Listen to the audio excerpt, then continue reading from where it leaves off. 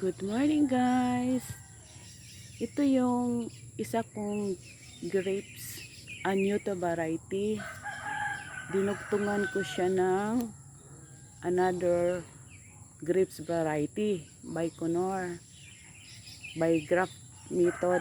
Ito yun guys, nag-graft ko to December 12, 2024.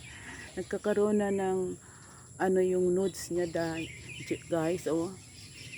May sign na mabubuhay siya guys. Hindi ko lang galawin yung cover niya guys kasi baka siya, hindi siya matuloy. Pakita ko lang guys, oh. Focus ko. Ayan guys, oh, buhay na yung nodes niya.